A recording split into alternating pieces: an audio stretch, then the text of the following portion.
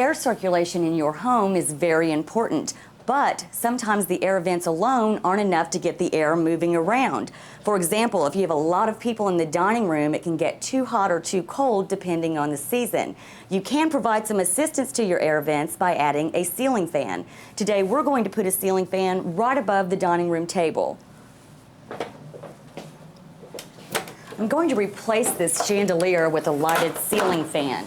A couple of things to keep in mind is that the room where you're going to hang the ceiling fan needs to have at least an 8-foot ceiling. The reason for this is because the fan is going to hang down about a foot, and there needs to be enough clearance between the blades of the fan and someone's head. Okay, that's 96 inches, which is 8 feet, and that's what we need. I'm going to go ahead and remove this chandelier. I've turned the power off. It's very important to make sure you do that.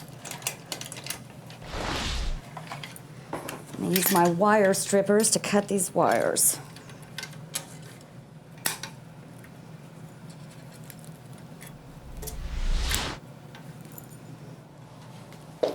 This ceiling fan that we're going to install today is really top of the line. It features a remote control. And in this case, where the fan is going to be above the dining room table, we're not going to have easy access to get up there and pull the cords to turn it off and on. So this remote is really going to come in handy. With the touch of a button, you can turn the light off and on, the fan off and on, and you can adjust the speed.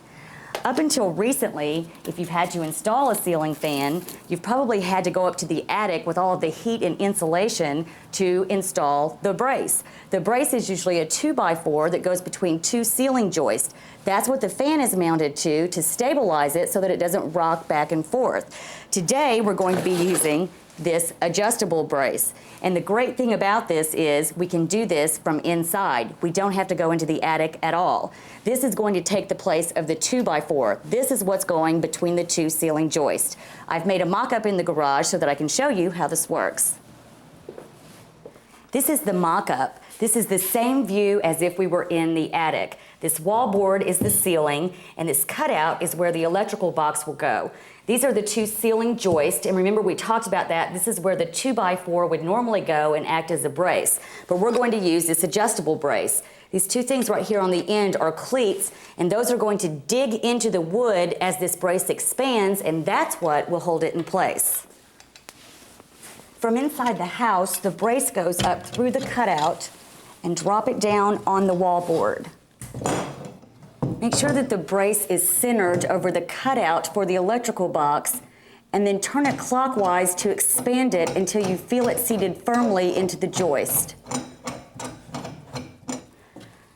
Okay, with the brace in place, we're going to add the fan hanger. This part will go right on top of the brace. Before I put it in, I'm going to add 2 bolts. This goes right up through the cutout.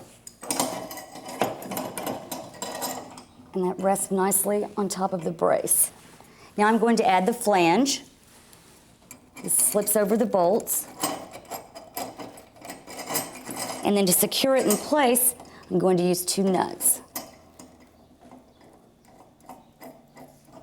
The flange tightens down so that the hanger is attached securely to the brace.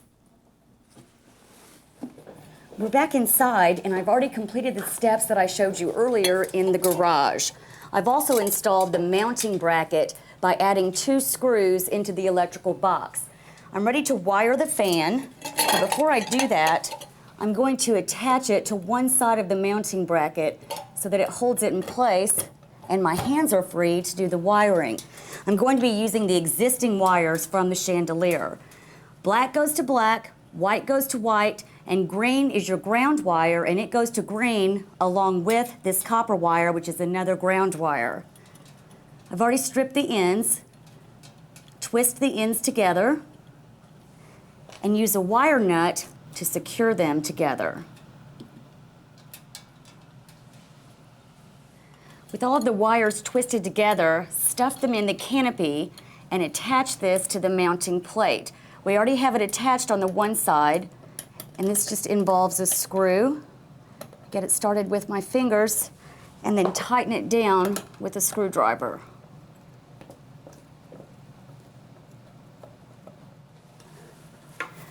We're almost ready to install the fan blades. But before we do that, we need to rotate the fan around so that this black hanger ball lines up with the notches in the canopy, and then it sits in place. These fan blades are actually reversible. They have a dark side and a light side. So if you wanted to use the dark side, you would just flip this bracket around. We're going to use the light side because that matches this floor. This is really easy. This just involves a couple of screws. Just going to tighten the screw down. Okay, I have the last fan blade secure. Now I'm going to add the canopy that the light kit attaches to. Pull the wires through, and these holes go over the existing screws, and then twist it to hold it in place so that you can attach the last locking screw. Put this in with a screwdriver. Let's tighten it down. And once you have that tight, then tighten the other two screws.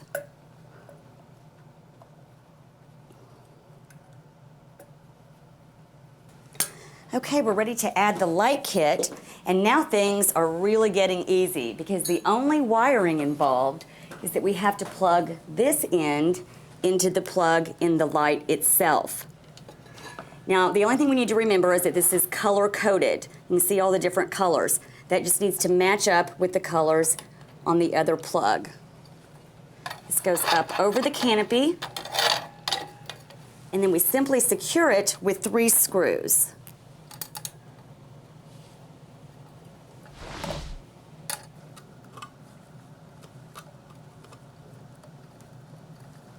The power's back on, the fan is installed. Let's see if it works. Well, the fan works, the light works, great. You know, and I can already feel the air circulating much better in this room. This remote control fan will cost you about $350, but your basic ceiling fan you can get as low as $60. This is a great weekend project. Not only will it beautify your room, but it may also lower your energy bills.